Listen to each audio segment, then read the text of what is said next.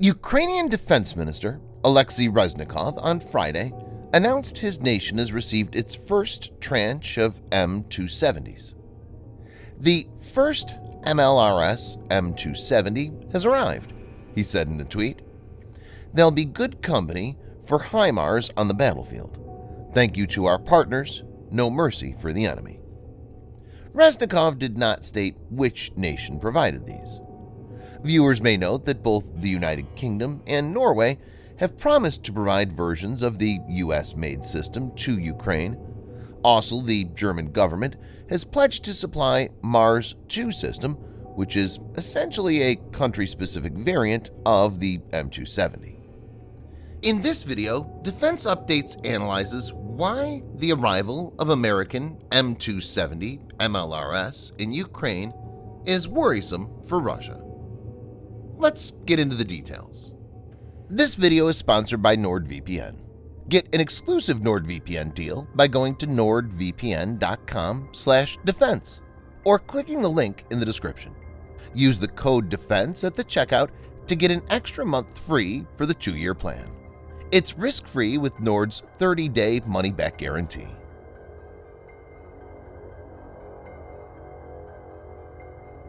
The M270 MLRS is a highly mobile automatic system that fires surface-to-surface rockets. The launcher, which is mounted on a stretched Bradley chassis, is a self-loading and self-aiming system. It contains a fire control computer that integrates the vehicle and rocket launching operations. As per Lockheed Martin, the manufacturer, the MLRS family of munitions, MLRS MFOM, can be fired in less than 1 minute by the 3-man crew. M270 MLRS is essentially the big daddy of HIMARS. The main difference between the M270 and M142 HIMARS is the chassis they use.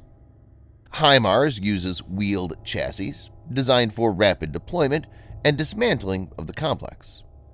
M270 MLRS has a crawler chassis, is slightly less agile, but can be deployed in very rough terrains.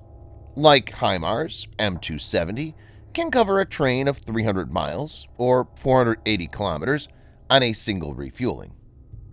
Importantly, M270 MLRS can also support more weight.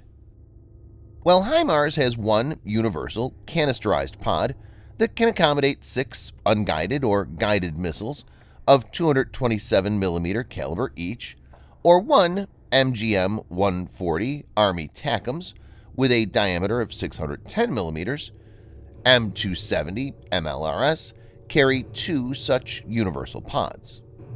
So M270 has twice the strike package.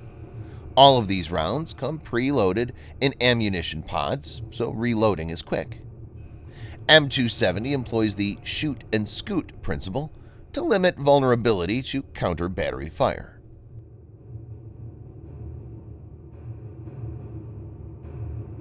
M270, like HIMARS, designed to support joint early and forced entry expeditionary operations with high-volume destructive, suppressive, and counter-battery fires. Similar to HIMARS, M270 is able to fire a wide range of rockets and missiles. 1. M270 can fire standard rockets at a maximum range of 28 miles, or 45 kilometers. 2.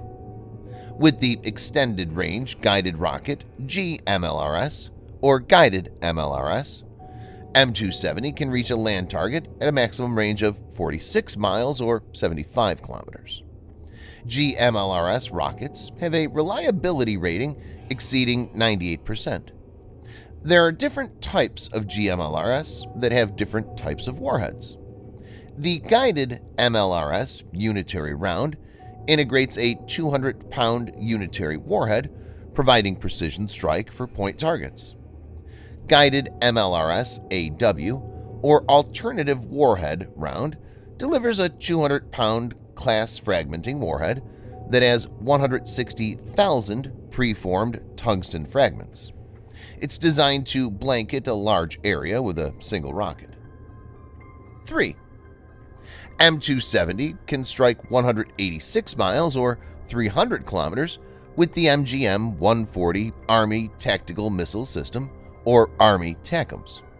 The Army TACMS weighs 1,670 kilograms or 3,680 pounds, develops a maximum speed of Mach 3, and has integrated a system for GPS-aided inertial navigation guidance.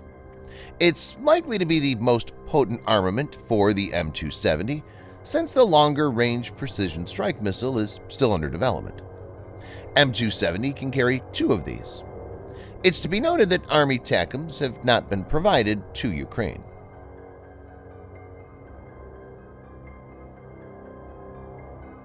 HIMARS has been used to take out Russian long-range artillery batteries, ammunition depots, as well as command centers.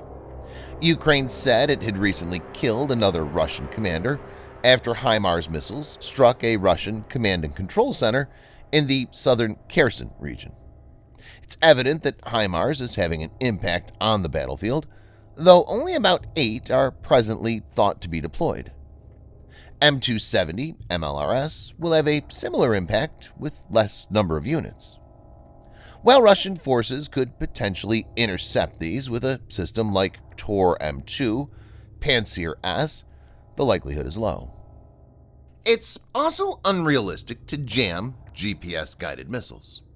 Some reports suggest that Ukrainian forces are using them along with Russian-made systems such as BM-21 Grad to make defense even more difficult since air defense gets saturated.